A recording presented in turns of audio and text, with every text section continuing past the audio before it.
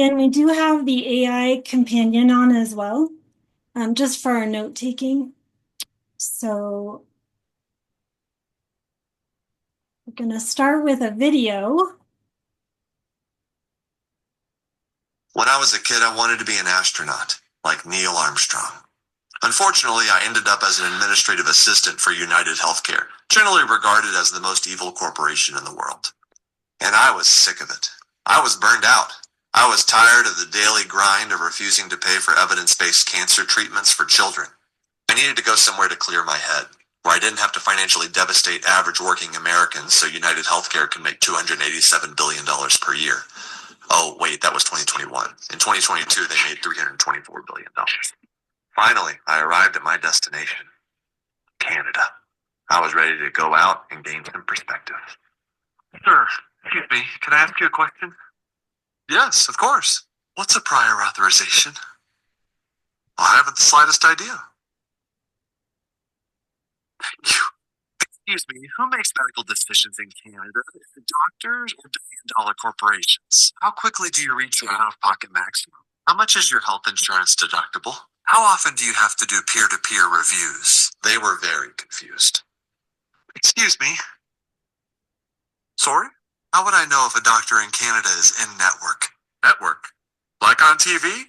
No, not like that at all. Thank you, sir. Thank you, Canada. I know your healthcare isn't perfect, but at least you don't actively try to murder people. When I was a kid, I wanted to be an astronaut, like Neil Armstrong. Unfortunately,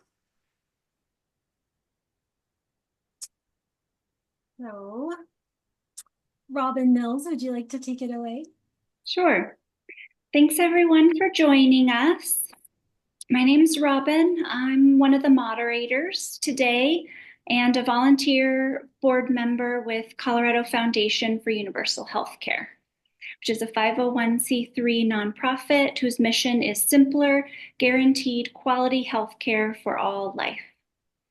Tonight, we'll have four presentations and then time for discussion. The first presenter is Stan Ajemian, born and raised in Canada, who then moved to the USA, where the differences in our healthcare systems became very clear. Our second presenter is Ray Saganer, physician who's lived and worked in the Canadian healthcare system. Third will be Phil Weber, a physician who has experience in both the German and US healthcare systems. And finally, Marcia Thorson, who is a front and back office medical clinic extraordinaire. She's been the practice manager of 2 rural family medicine clinics. We'll keep everyone on mute, or if you find yourself unmuted, please mute while we have the presentations. And then there will be time for discussion. We're interested to hear all questions and thoughts at that time. So you can feel free to put questions or thoughts in the chat, which will be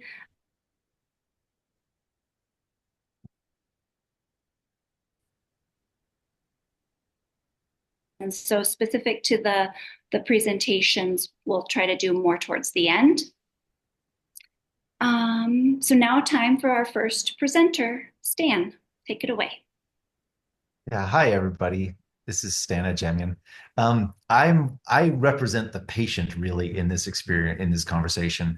And yeah, like I just want to first say, when I came to the US from Canada, my experience was exactly like that video. I mean, in reverse, because he was coming from the US to Canada. But I remember like almost entering the country, going to the hospital and being asked, what's your insurance? Who's your PCP? And all these things. And I had no idea what they were even talking about. It was like, I mean, this is such a crazy experience from just about anybody else on the planet, except for people in the US, to even have to think about these things.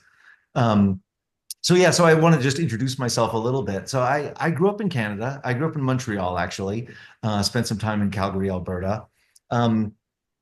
I happened to also be quite versed in medical jargon and experience because my mother was a physician, my father was a dentist, and like around the dinner table was medical talk all the time. I did my graduate work in medical science. I did research in medical science, and then I moved to the U.S. when I was 30 to actually enter the medical device design and manufacture industry. So I spent most of my career in the U.S. In medical devices. Um, and yeah, so when I first moved to the US, I came here with a job. There was benefits. They sponsored me. They did my visa. There's full benefits. So I had all the health care and so on I needed. Um, but I had no idea, like I really had no idea of what this medical thing was in the US. Right away, I had a bike accident, a small one, but anyways, I took myself to the ER, not really knowing what I was supposed to do.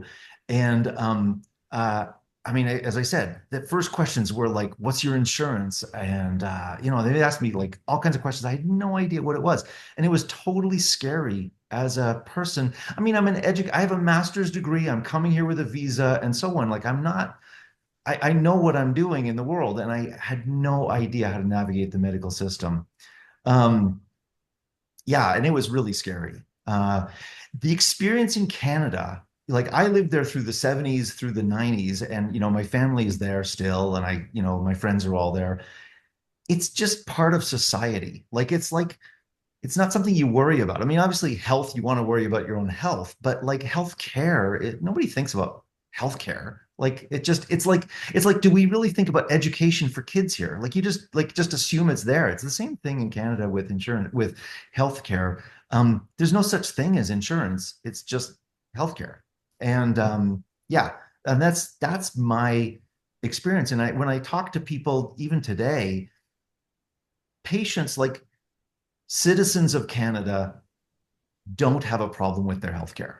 Like, in fact, most people consider healthcare to be just good, just solid. I mean, they don't even talk about it. It just is. It just is kind of like education is here. Um, and like as that video said, like Canada's healthcare isn't perfect, but really, like from the patient's perspective, it's fine. It's not a big deal. Nobody goes broke. Nobody worries about like like if you need healthcare, you get healthcare. That's the experience in Canada. Like my brother needed a surgery, and it was fairly important that he get the surgery soon. He just got an appointment immediately, within days at an appropriate time. People talk about like orthopedic procedures, like hips and knees and so on, taking time. And yeah, there might be some issues with that, but basically, from the patient's perspective, it's like if you need it, it's there. If you don't need it, like it's painful but not debilitating or whatever, maybe you have to wait some time.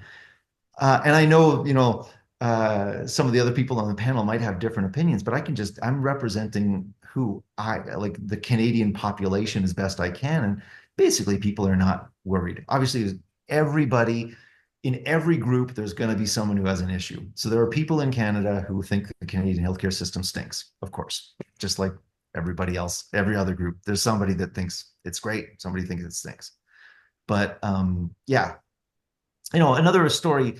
Um, my mom developed in her later years, she developed ALS, Lou Gehrig's disease. And this is a really debilitating disease where your body, like the nerves to your muscles just waste away and you lose control of your muscles. And it like great example is that scientist Stephen Hawking had ALS, and he was in a wheelchair and he was on a like on an oxygen respirator, and he had 24/7 care and so on. I mean, this is a debilitating disease.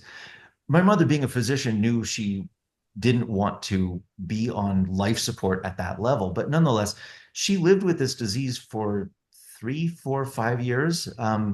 And I mean, you can imagine it was a lot of healthcare required to keep her comfortable and alive and well and so on.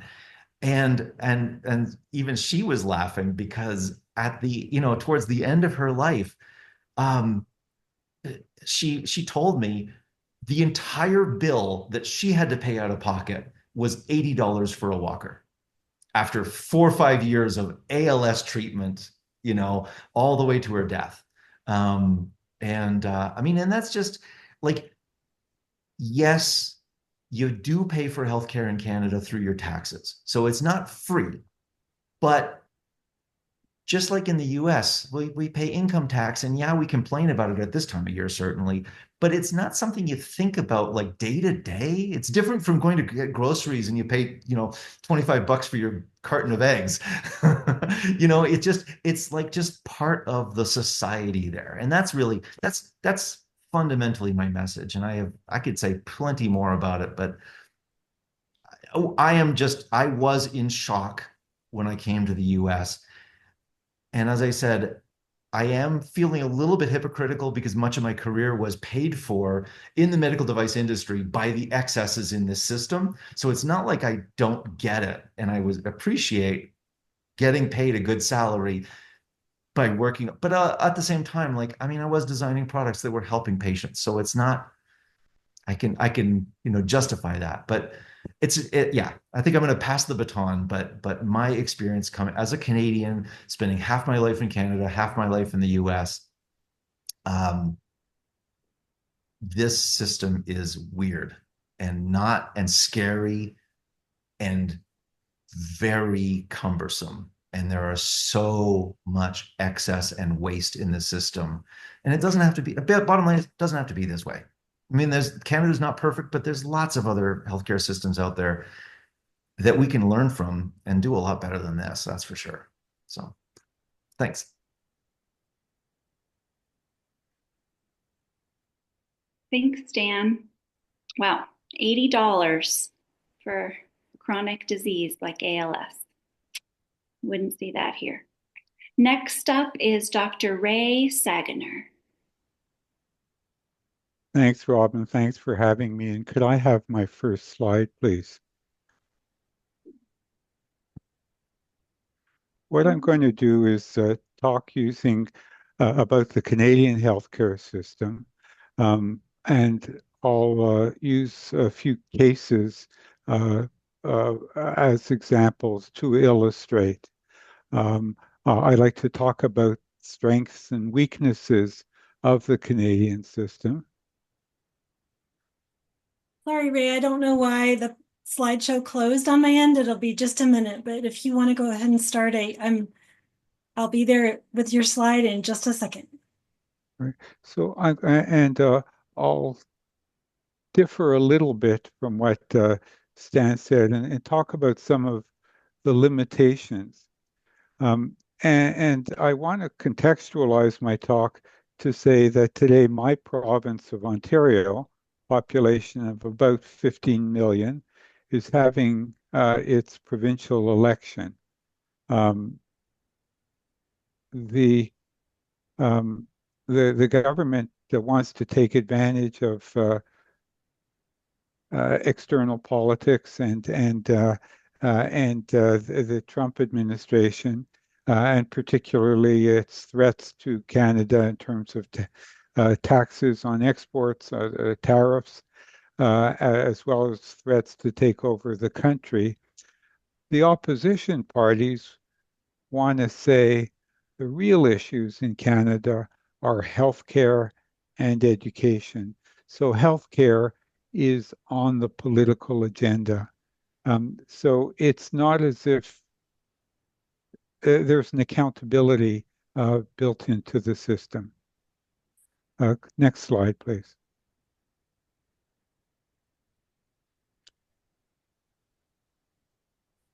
It's a complicated system.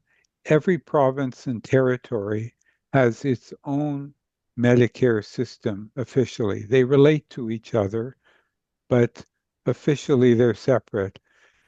And governments pay a total of about 70% of healthcare costs. So doctors are covered if you want them to be covered. They can opt out, and usually it's a fee for service kind of thing. It's not, most doctors are not on salary. Hospitals are normally independent, not-for-profit corporations, but almost 100% of their funding is from government. Most drugs or devices are outside of the hospital are not covered. People on welfare, the elderly normally have drug coverage. Dental coverage has only begun to be introduced, and it's only for a very limited population of people. If you move from province A to province B, Medicare coverage is portable, but there's a delay, a 3-month delay officially, until you're eligible in province B. The issue, however, is finding a new family doctor in your new location. And we'll see that becomes an issue.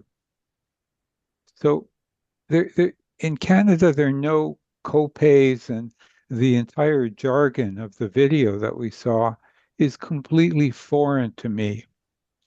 But in some circumstances, there are opportunities for a little entrepreneurialism and some upgrades.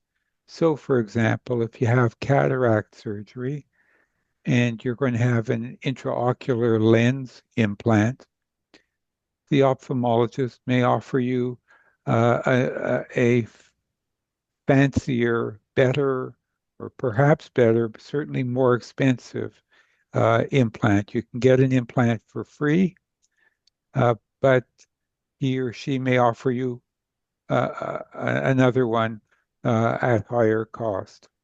Similarly, if you have, for example, hip replacement surgery, you will be offered certain kind of physiotherapy if in the hospital. If you want more physio, if you want physio at home, you can pay for it.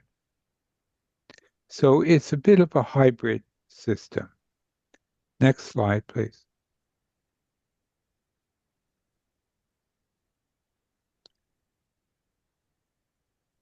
The history kind of explains a little bit about why it's a hodgepodge. It started in the 1960s in Saskatchewan. Saskatchewan, which is due north of Colorado, now has a population of about 1 million. It's a small province then with major agriculture. It's a prairie province. In the 1960, the premier of the province, P.C. Douglas, was a socialist premier, grew up poor. As a kid, he had osteomyelitis, and there was a threat to his leg. The suggestion was that he may require amputation. His childhood illness left a deep mark on him.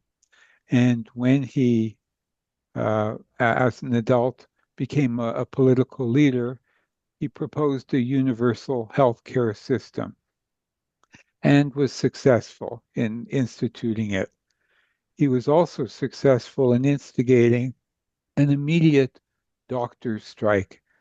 Doctors perceiving a socialist healthcare system as being a threat to their autonomy and to their revenue. And that was the beginning of a negotiation process, which resulted in a compromise, a rejigging of the government proposal, which allowed for fee-for-service care, which allowed for considerable physician discretion, and which resulted in a very happy population. The pilot in Saskatchewan was deemed a success around the country, and it spread across the country. It was first applied to the cost of hospital care, not outpatient physician care or anything else. It subsequently expanded to include the cost of medical care. And basically every province has a similar system now. Let me share with you two quick stories, and these are somewhat doctored versions of true stories. The first is a patient who I took care of a number of years ago, a 19-year-old Afghan refugee who was admitted to my hospital or referral hospital with a tumor-like mass in his heart, was also noted to have a rather innocuous skin lesion on the back of his wrist. Didn't hurt, wasn't red, just a little bump. He underwent a $1 million investigation, uh, a systemic investigation focusing on his heart, and had urgent open heart surgery. Much to the surgeon's surprise, the whole illness turned out to be tuberculosis involving his heart, causing the tumor-like mass and causing this innocuous skin lesion on his wrist. I saw him as an infectious disease consultant in the hospital. I started him on treatment and followed him in my clinic. At that point, he was accompanied by his warder, to whom he was shackled, in that he, in fact, had been discharged from hospital and from prison in order to come to hospital. So he was wearing a bright orange prison jumpsuit. So he had no money. Uh, um, but that was kind of irrelevant to me. Next case. Case number 2, a 60-ish-year-old captain of industry, high profile in my city of Ottawa, having founded a successful high-tech company. He subsequently had a brief political career where he told us that a businessman can revolutionize the conduct of government. He was generally a high roller, and he came in with back pain, was found to have osteomyelitis of the spine, warranting some investigation and a protracted course of intravenous antibiotics. I saw him initially in hospital and then over a long period of time of follow-up during and after his intravenous therapy. Next slide, please. From my perspective, both people were covered with the same billing system, same charges. There was no difference in what I could bill the captain of industry and the refugee. It was kind of simple. It was a kind of a part-time task of my secretary. From the patient's perspective, from both patients, it was free. And from a public perspective, it was part of the tax bill. So simple, and all that you require is a Medicare card. This is my Medicare card with some of the private numbers covered. And if I show up to a doctor or for other medical services, I present my card and I'm off to the races.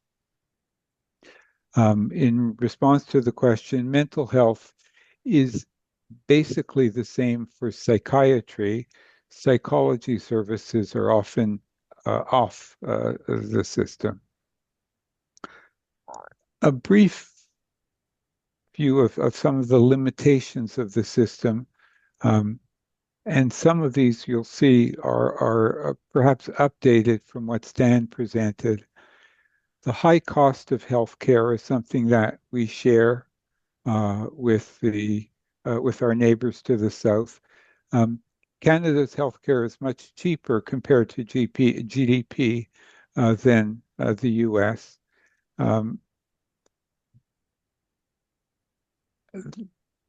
Because it's free, in general, there's an opportunity for abuse. If you don't like what the doctor says, you go see another doctor and you don't have to pay anything extra. Because there's a scarcity of doctors, that doesn't occur as much as it used to. There are delays for non-emergency care, and this is very carefully tracked.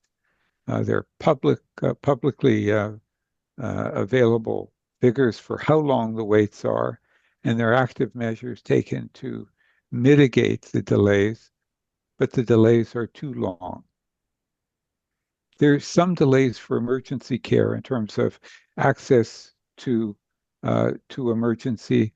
These are the kind of things where if you show up in emergency, you might spend some hours. If, however, you show up in emergency with a stroke, you're going to have time-limited care where time is brain. You'll have it within minutes or an hour, the same as the other side of the border. As I mentioned before, the system does not address all medications, does not address most dental. The system is intended to hinge on family doctors as the port of entry to the system, with referral to specialists as need be. Almost a quarter of patients, of Canadians, 22%, lack a family doctor. Many are looking for one. So in answer to the question, there's a shortage of family doctors in particular, because family medicine pays less than other areas of medicine. There are some limitations of availability of infrastructure, particularly in rural areas. The portability across provinces is something which exists, is clear in writing, but practically speaking, if you have problems getting access to a new family doctor when you move to a new place, there's an issue, practically speaking, with portability. And if I can have my next slide, please. The next case is really two people, 50-ish-year-old couple with who are whose 4 children are out of the house, and they moved from Ontario to Quebec, but couldn't find a GP in Montreal after about 6 months. What they did was they kept their original house from which they moved in Ontario. So from the point of view of the Medicare, they kept their property in Ontario. They traveled to Ontario for care, which is for them a nuisance and is feasible only because they're sufficiently affluent to maintain this extra property and rent it out. But it's clumsy for them at best, and hopefully they'll soon find a GP in Quebec, and then they can officially move, even though they've been in Quebec for about 6 months. The next slide, please. We've heard from Stan a lot about the strengths of the system. One is that you don't have to learn this extensive lingo of all this terminology, most of which is foreign to me. It's universal, and that implies a certain equity in the system. So you're rich, you're poor, you're new to the country, you speak the language, you don't. Everybody has access to healthcare. It's not related to your job. If you want to move, if you're unhappy in your work, if you have a better offer elsewhere, access to healthcare or pre-existing conditions don't impact on your job mobility. Health coverage is not a cause of bankruptcy that you hear about. People who are poor who can't work, people who can't work because of chronic health conditions might become poor as a result, but they don't become poor because of cost of care. It's just not an issue. From a physician perspective, billing is very simple. There's one system. It's periodically upgraded in your province, and you just know the codes that are relevant to you. So if you're a cardiac surgeon, you know how to bill for a bypass surgery. If you're an orthopedic surgeon, you know how to bill for a hip replacement. On paper, there is full portability across provinces, which means that you could pursue whatever opportunities or wants to move from province to province. As a consequence of a variety of things, including the healthcare system, life expectancy in Canada is longer than in the U.S. and is lengthening.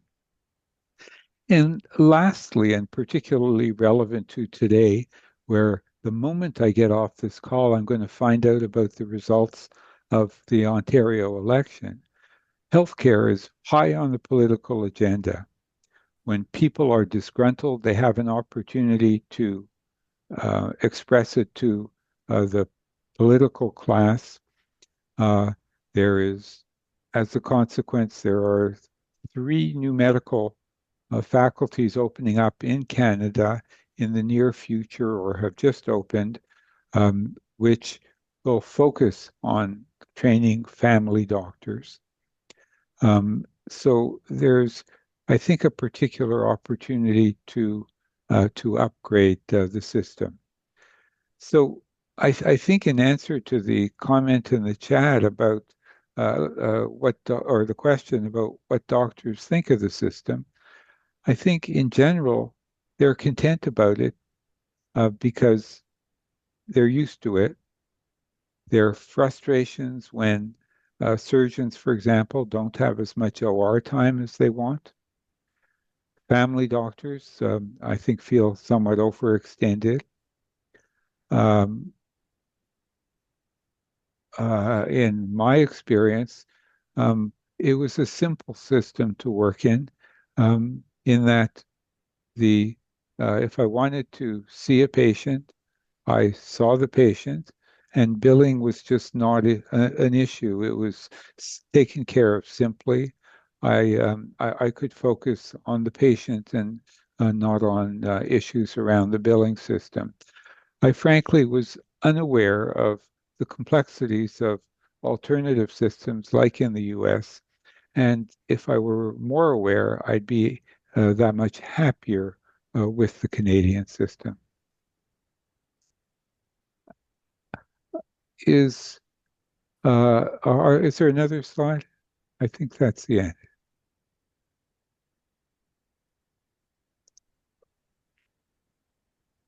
Thank you. So, and I don't have my chat open, and there was just a comment that Canada spends 10.8% of its GDP on healthcare, and the U.S. Would be spending that much more. I don't see the chat. Here, 18%. And the U.S. is richer, so the actual amount of money, the difference is that much greater. The U.S. system is not giving good value for money for the population. I'll stop there.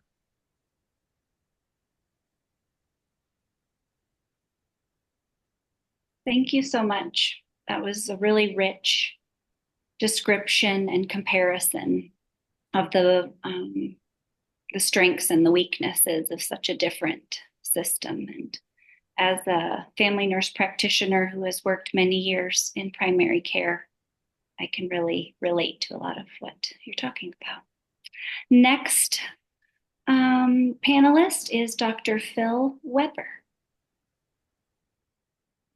Thank you. I um, appreciate being on the program, and I'm sorry that I don't have more paperwork for everyone. Um, I have worked here in Boulder since '74 um, I'm an older physician who's retired now, but I worked as a family practitioner here in Boulder, and healthcare is always difficult to manage. If you read about all kinds of systems, the system that I'm more familiar with, besides the US system, is the German system, because I lived in Germany for a few years, and I also um, visit friends there regularly, twice or three times a year. So um, I think the major problem, considering the system right now, is nobody's happy. The doctors aren't happy. There aren't enough family practitioners. People are quitting.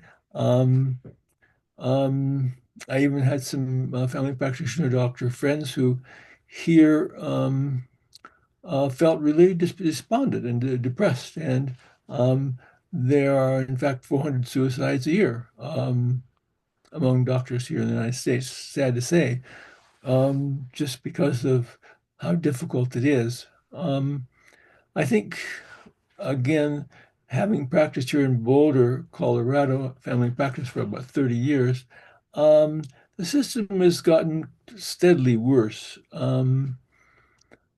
I um, the doctor's perspective will always be based a little on what the doctor does. I was in private practice.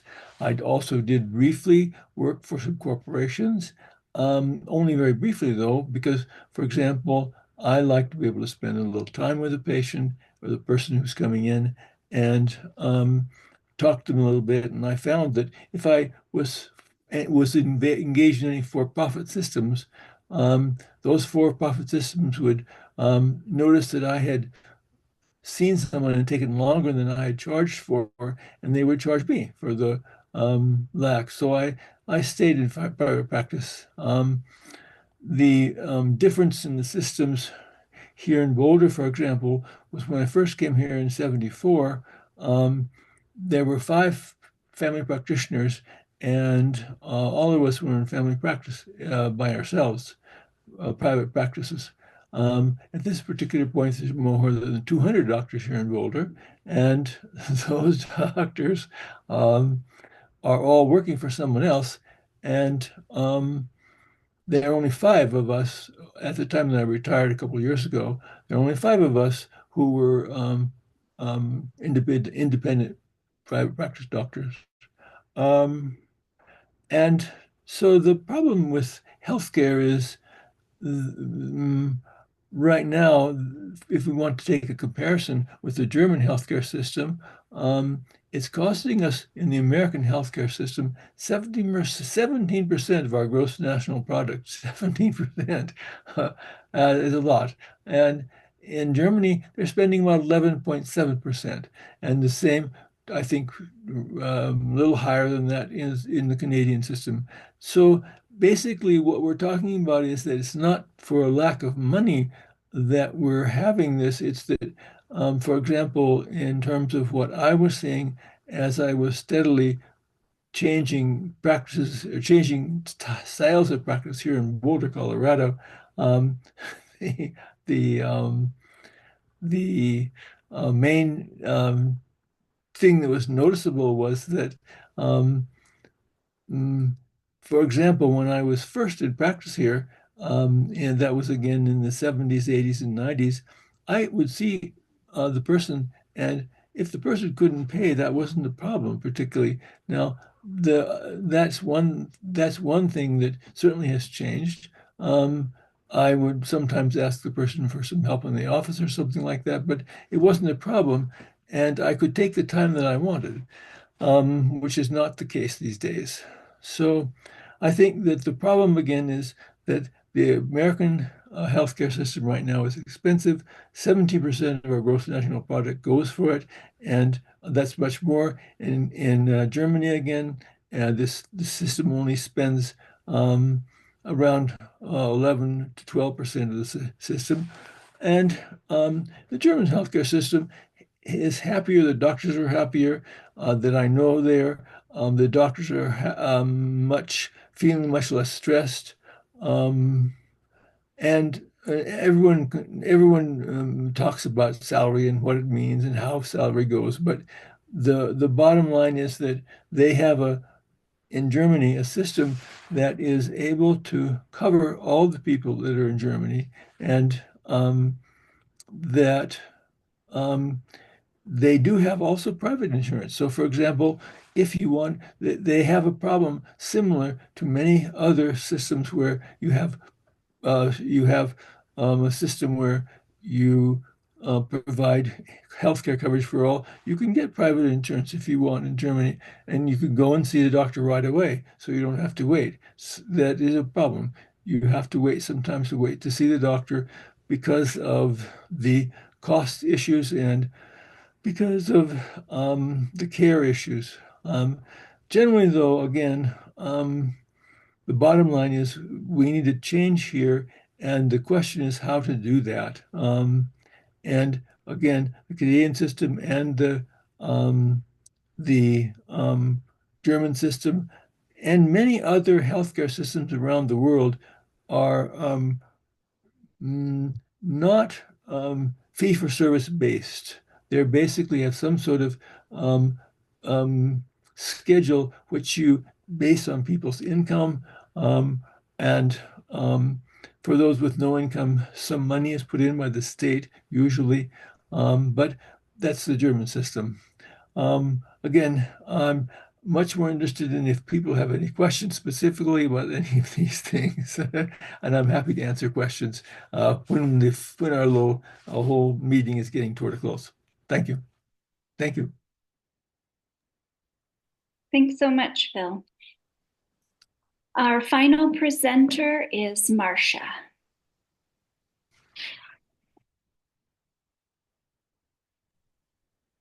Good evening, everyone. Thank you so much for joining us tonight. I am Marcia Thorson and have been a practice manager for 2 separate independent family practice clinics in rural Colorado over the last 15 years. I'll be sharing the experience of an outpatient family practice in the United States. What is the first question that you're asked when you call your doctor's office or you show up for your appointment? You walk in. It is, what is your insurance? I have had this happen to me before where cards are just dumped on the counter and shoved towards me. We ask this question for transparency. And this is going to drive the experience for you as the patient as well as the staff. We're basically pretty much totally dictated by insurance. There are over 1,000 health insurers in the United States, and with that are countless plans. Additionally, there are also numerous cost-sharing plans that are not actually insurance, but they look and act like insurance. So with your insurance, we're trying to determine if we are in network for you, if you have active eligibility with the insurance you've presented, and to determine if you have any cost sharing, something that might be due like a copayment. And sometimes this is really difficult to determine. Terminology differs across the different insurers. The printed cards often are incorrect from the actual policy. All of the insurers have separate contracts with the provider offices. So visit codes and contractual adjustments vary. And until we know how your benefits will be applied, we really don't know what your insurance will do. And we certainly cannot speak for your insurance. Sorting through all of the cards and trying to determine which are current, primary, secondary, it's maddening, and it will delay your appointment. Now you're checked in. Insurance drives what happens here too.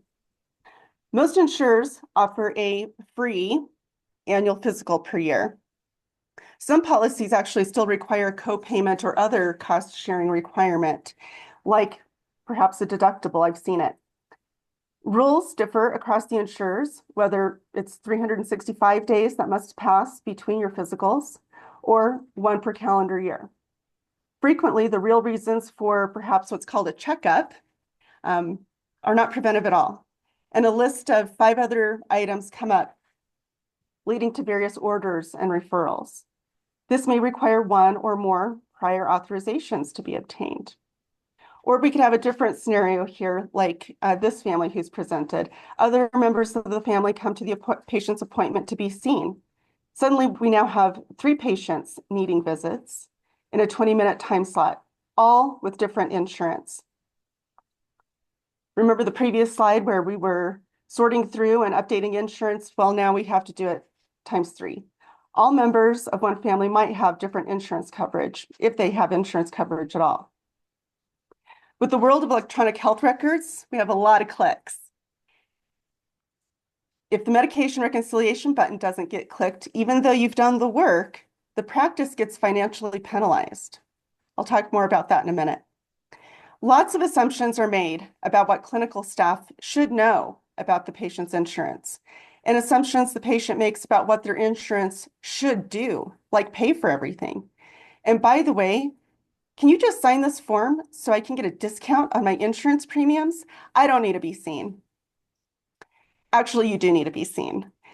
There's items often like that are required, such as a current blood pressure that needs to be documented on that paperwork. Once the claim is processed and the patient receives a bill, well, we hear about that too. It's your fault, doctor. You coded it wrong. It was my free physical. That's the face-to-face experience. So let's talk about the non-face-to-face experience, the administrivia. We have care coordination happening and prior authorizations are in process for the patient. We are working with specialists to get patients seen and are at the mercy of their availability, which can easily be 3 to 4 months, maybe more for some specialists, and it's going to likely require some significant travel for most rural residents. We are at the mercy of the insurance company to determine whether to approve a service or a referral. And most frustrating is when the insurance company denies it. I call this rationing care and directing care. We appeal that decision for the patient and hope for the best. Also maddening is when the visit note itself and our support staff who are working on the prior authorization provide information to the insurer, and it turns out to be inadequate in the eyes of the insurer. And this leads us to them requiring a peer-to-peer prior authorization. This delays care that the doctor, your doctor, deemed necessary for your care, but now they have to spend more time talking with someone who has never seen you to further justify why the care is needed. And by the way, none of this work is compensated. So let's move on. Let's fill out the claim. We now have a signed note. I found this graphic, which is a nice depiction of the process, but it's not pragmatic. Often we don't hear back from insurance for 60 to 90 days from the date of service or longer. Our billing staff are constantly chasing down claims for status and EOBs to close the visit or then bill the patient.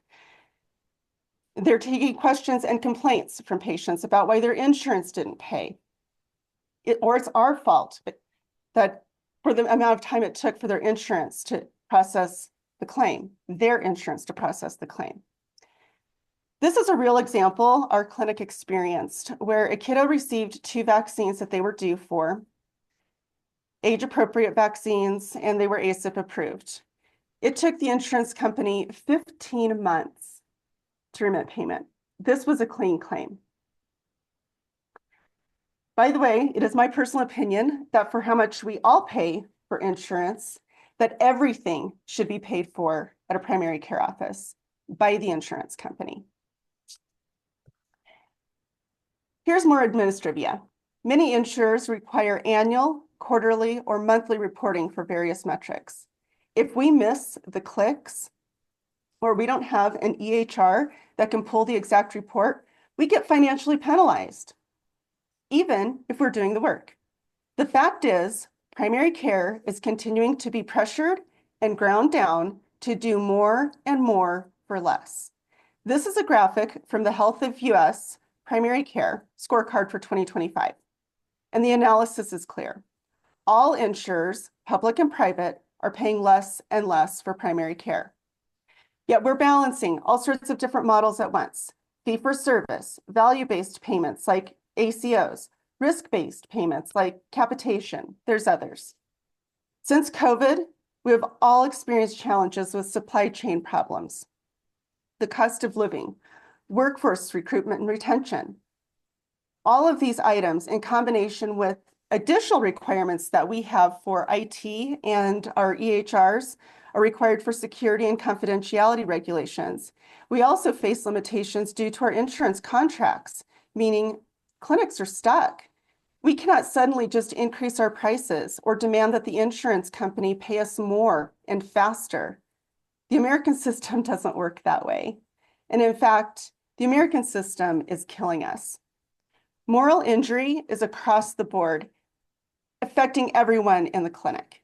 We are all trying so hard every day to just do the right thing and take care of you, the patient, and our families, and your families. We are doing the best that we can in the American healthcare system, and the system itself is making it 100% impossible. This is a recent study that found 27 hours a day are needed to fully care for a panel of patients for one primary care physician. This is an average panel. 27 hours a day. That's impossible. It is no wonder physicians are leaving clinical work. Primary care residency slots are going unfilled, and physicians are suicidal. Moral injury is real, and we need to recognize it, acknowledge it, and do something about it. Sweeping it under the rug and ignoring it is not the answer. I completely agree with frustrated and angry patients about receiving a bill, or why it's taking so long to be seen by a doctor, or why it's taking so long for prior authorization to get done. It stinks, but misplaced anger is killing us.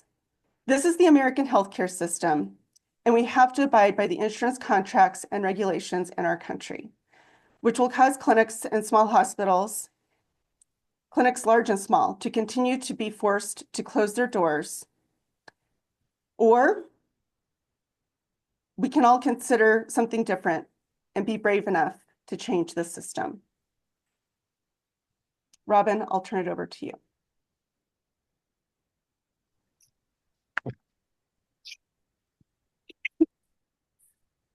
Thanks, Marcia. I'm a bit emotional at the moment because I am that primary care provider who left due to moral injury.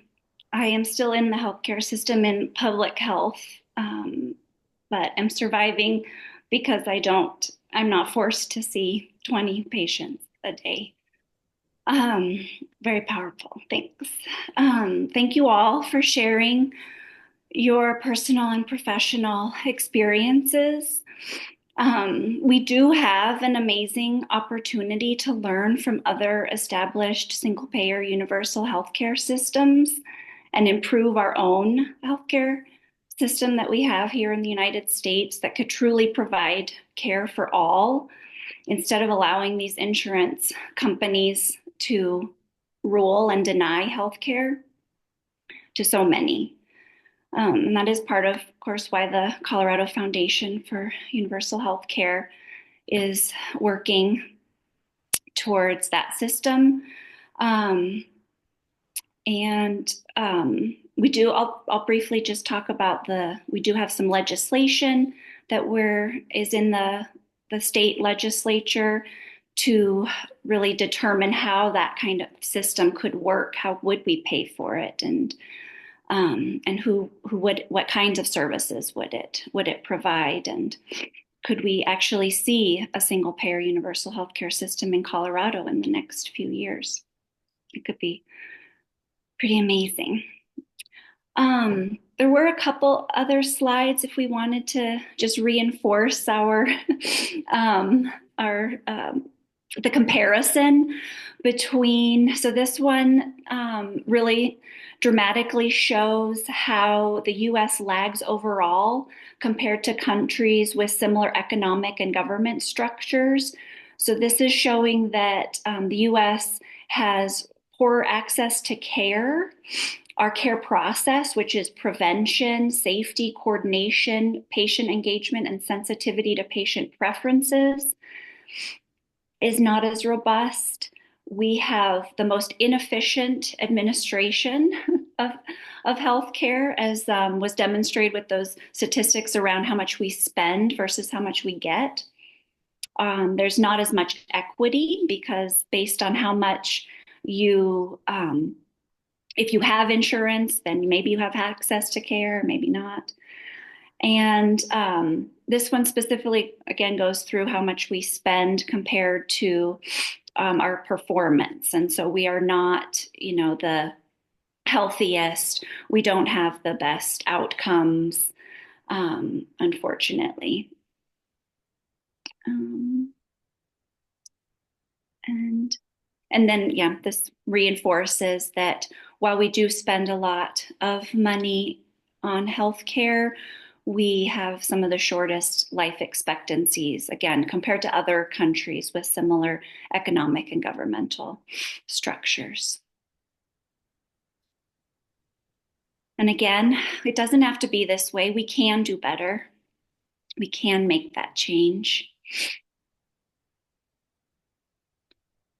And the foundation is, I think the next slide has more specific information about this group that's putting this on. If you are a medical professional, speaking from a very personal perspective, being part of the foundation and the medical professionals has really ameliorated a lot of the moral injury that I've experienced. It's an amazing group of people. You can join from anywhere. We do a lot by Zoom, as we are tonight. And please feel free. Some of these links should be dropped into the chat to be, so that if you want to join us with your time, of course, money is always needed, like with everything.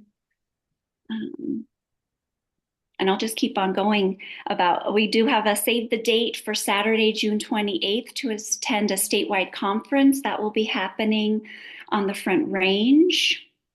I think in the Denver area is where we have a place booked. And then finally, more action. Urge your Colorado representative to vote for and sponsor SB 25045, Healthcare Payment System Analysis. We can make this happen. I think that does it for our prompts, and we could go ahead and answer questions, chat. Let me know if I missed anything, other co-hosts and moderators. You did well, Robin. If everyone's ready, we can turn to the chat where there's several questions about the Canadian-German healthcare system. And so I'm just going to go in order.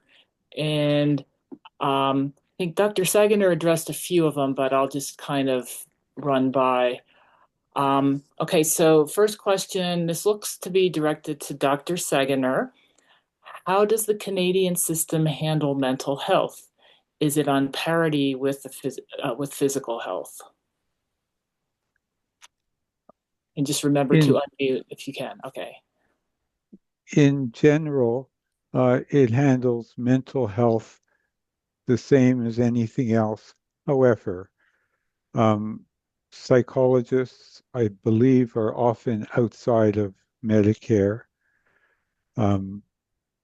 As I mentioned before, medications are oftentimes outside of Medicare, but any hospitalization related to mental health, any psychiatrist care will be covered by Medicare and free to the patient. Just out of curiosity, is there a long wait time to get to see a psychiatrist or a therapist? Because I know Canada, there's always talk of wait times. I suspect that the answer is yes for non-urgent things. If someone is feeling a little blue, I think they might wait months. and if they're suicidal, they'll be seen immediately. Dr. Okay. Sagner, if it's seeing a therapist though, it would be paying out of pocket just like it is here in the US, and then it would be as whatever time that therapist would. Is Well, that correct? a non-physician therapist, I think you're right. I'm not Yeah. sure. It'd be the same as in the US then for a non-physician therapist if you're feeling blue and you just want to see someone. Yeah. Which some insurance companies do cover non-physician therapists in the US. It, certainly all depends on your insurance plan. So, and some uh, Canadians have health insurance to cover what Medicare doesn't cover. And but that's kind of a niche. Okay, thanks. And then our next question, again on the Canadian system, is are the delays caused by the healthcare system or by by doctor shortages or both? The short answer is both, but I'll be more specific. There's a delay in getting a GP. There are limitations on how often you can see the GP, and there may be delays in being referred to a specialist for non-emergency care. There, Anna, be quiet. but there's, but when there, a couple of years ago, I was talking to an elderly high performance athlete who, while he was cycling in the countryside, had some sort of cardiac emergency, was carted by a passerby home where he called an ambulance and had a bypass procedure within hours. And he was singing the praises of the system. By contrast, if people have osteoarthritis of the hip, have chronic hip pain, are hobbling along and feel miserable and are popping painkillers every few hours, they might have to wait for months for their hip replacement. Okay. And this next question, you saw when it was in the chat. I'll just say it in case you want to add anything. Can you speak to the overall experience of doctors in the Canadian system? And I know you said there's a shortage of the GPs who are the most stressed. Yeah, I left medical practice, retired from medical practice just before COVID. And for me, the idea of burnout was a completely foreign concept. I worked extremely long hours for many years, uh, initially being alone in a large hospital in my area. The It was the system, and I was building a service. I think that in general, there's a very high level of morale among most physicians in most areas, and there are particular areas where things fall through the cracks and did during COVID particularly. I think that most doctors are used to the system and expect the system, and most doctors are happy within the system. They'd like to make more money and work less, perhaps, but I don't think that's extraordinary. Great. Well, thank you. Yes, I know. It sounded I'd like to work in Canada. I'm family practice PA in the US and got PTSD when Marcia relayed her story, flashbacks. Okay, next question. This will be, it sounds like for Dr. Sagener and Dr. Weber about Canada or Germany. Can you talk about the income difference for practitioners between Canada or Germany and the US? Is there a drain of talent into the US for that money, theoretically? I'll, I'll take a break and let Phil start. Okay, well, the only thing that I can say, well, there's a number of things about the German system. For example, these days, it seems like, it may seem like a small issue, but one of the things, and I would be interested in with your experience, Dr. Saganor, in Canada, but basically, night call is a very difficult issue here, and in Germany, for example, night call is covered, and it's covered by doctors who are not in your own practice. So night call is covered. So I would say physician satisfaction with the German system is much better. There are obviously going to be financial issues always about who makes more and so on. But I would say that the physicians in Germany are considerably more happier. I think night call is something which doctors here in Canada arrange on their own. So for me, um, it was an absolute necessity to have night calls, and we always, as many people as were in my group, which started with n equaled 1, and then it progressively grew from there. We always just were available for night calls, and we felt needed and had no and it was simple from that perspective. The physician income generally is, I believe, substantially lower in Canada compared to the US. And over the years, there's a tradition of doctors migrating south, in part to make more money. Some doctors moved. A friend of mine who worked in family medicine moved from Canada to the southeastern US um, because he was fed up with Medicare uh, a number of years ago. He moved back when he got fed up with corporate medicine in the US and um, set up back in Montreal and happily worked in Montreal. So um, I think that there's a clear financial incentive to moving south. I wanted to just call on Maddie Jacobs, who's got her hand up, because she's one of the physicians and head of medical professionals and might have something to say on this topic. Maddie? Yeah, I wanted to address the call thing and what's happened in this country in my career. For those who don't know, I was a rural family physician for 30 years in Fremont County, Colorado. And, initially, I mean, the way I had my training and so on is we had call groups here, and there were enough of us doing OB that we could even cover that. And one of the things I learned in training was to actually check out my patients to the incoming doctors or the people covering. And because of the fragmentation of care in this country, that no longer exists. Nobody checks out to anybody. Nobody knows what's going on with patients, and the corporations like it that way. And I just think it's a really good example of a major deterioration of quality of care in this country. Yeah, for sure. Thanks, Maddie. Let's see. We have, okay, sort of a comment and a question.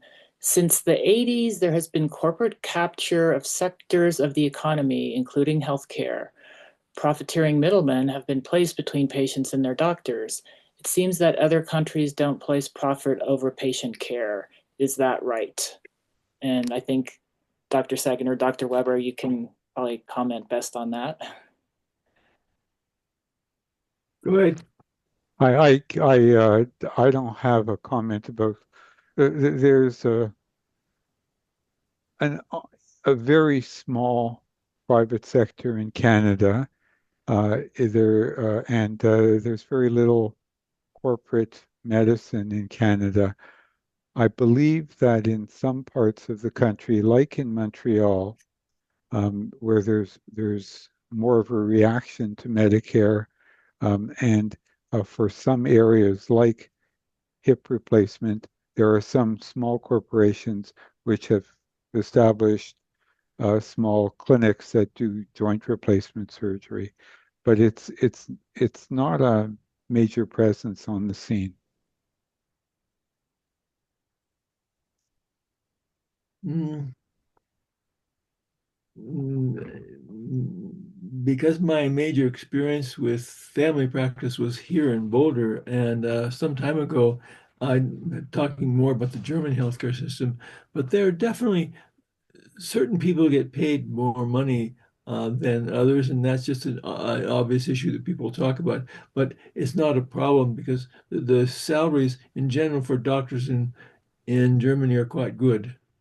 Um, I was interested to look at the English healthcare system, seeing that family practice doctors there are paid commensurate with many people like the psychiatrists. That's great. And Dr. Weber, I was under the impression Germany, they have health insurance plans and companies, but they're all have to be nonprofit and prices are agreed upon. Is that correct? Right, that's right. They somehow come together and consult more together. The people who are allowed to be healthcare insurers, Okay. so that Um, it's somewhat overseen by the state. mhm. Okay, so I see a few comments, and yeah, I everyone's making some really excellent comments. Just for limitations of time, I'm not going to read the comments, but everyone remember to go to the chat and read some of these fascinating comments. There's some thank yous, and let's see. Dramatic. Okay. I actually I want to add a comment to that previous question about just having, being a patient in Canada and the US. The experience is so different with regards to the for profit in Canada versus US. Like the experience of the patient is it's just part of um, the society. It's not like, even though there is a for profit portion, the overall experience is that people are doing it for patient care. Um, in the US, it's subtle, but it's like really obvious at so many levels that it's driven by profit, both at the hospital level, and I worked in the medical device field where we were absolutely, selling expensive products and trying to get. I mean, I was in marketing. My job was to try to get more for our products than, and be more profitable. And ultimately, it's the taxpayer, it's the patient that pays for that. And it's just a different experience. I mean, of course, Canada has medical devices as well, but I do know that selling to Canada, that Canada paid far less for the exact same products. So it's just a very different mentality that pervades the entire system, top to bottom. The for-profit in the U.S. versus the for the patient, essentially, is how I would describe it in Canada. Mm-hmm. Yeah, that sounds like I know. I want to move to Canada or Germany after hearing this. So we have a question here. Are there some advantages to universal health care in Canada for long-term care and nursing homes? Nursing homes, there are some in the public sector in Canada, there's some in the private sector, and generally the better ones are in the private sector and you pay. So that would be more by way of exception. To follow up on what Stan just said, the general point of view in Canada is that healthcare is a right. Yeah, that's what many of us, probably a lot of us on this call believe, but unfortunately it hasn't sort of gone into change our culture quite yet. Okay. And to follow up on the nursing care, nursing home Okay. comment, my experience with my father, who was in a nursing home for quite a long time, is and I, to tell you the truth, I really don't know the details, but I do know that it's subsidized enough that it's affordable. There's private and there's public, but it's all subsidized, or it's subsidized enough that people don't go broke in Canada over healthcare, even nursing home situations. That just doesn't happen. Mhm. That sounds wonderful. So I guess I'll make a quick comment here. This was a book, maybe, oh shoot, can't see it. So it's The Healing of America by T.R. Reid, and it's a global quest for better, cheaper, and fairer healthcare. And I think he published it in 2009, 2010, and it talks about the healthcare systems of these other high income nations and compared to ours. So if people really do want to learn more, let me see if my okay, oh well, it's not. I'll put it in the chat. It's weird when you have a virtual background. Put it right in front of your face. Okay, that's a good idea, except I can't see. It's hard to Okay, see. there we go. Good idea, Stan. But I'll put it in the chat for if anyone wants to read more about some of these other countries. I was reading it back in 2016 when we had Amendment 69 on the ballot in Colorado. So hopefully we can get some action maybe for Colorado. And also, if any of you are inspired to do any volunteer work for universal health care, Colorado Foundation for Universal Health Care does have a volunteer coordinator who's on the call. So I will put her email in the chat as well. If you want, you can email, her name's Susan, and I'll put her email in now. And do we have any other questions? If you can raise your hand, put them in the chat before we turn it back to Robin or Sarah to close. And a great panel discussion. You've all been really fascinating. Thank you. I was going to say one thing about the German healthcare system is that you get paid up to $135 to actually keep your parents at home, which is nice. It's a nice additional treatment factor. Wow. In other words, yeah, you don't have to put your parents in a nursing home. You get paid for them at home.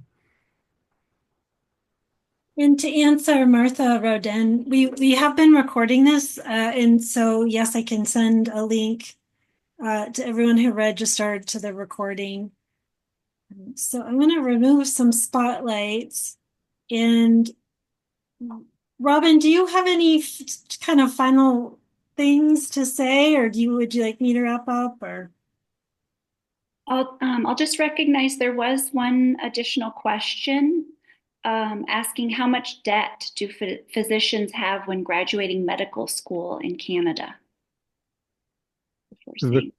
The cost of tuition is substantially lower in Canada than the US. It's not, I read about the debt of medical residents and starting off physicians in the US. It's just not on the agenda in Canada. It's so there's much less pressure on graduating doctors to make a bundle to pay off their enormous debts. Indeed, there has been some incentive for Americans to go to medical school in Canada for that very reason. So I just added Marcia back to the spotlight so we could just thank our wonderful speakers and our MC Robin and the medical professionals for Universal Healthcare for putting on this event. Thank you so very much to everyone who attended, and we're going to give you back the rest of your Thursday night. So thank you very, very much, and I will send the link to the recording to everyone who registered probably early next week, but it will be in your inbox. Thank you. Thank you, everyone. Thank you. We can do this. We can do this. Be well.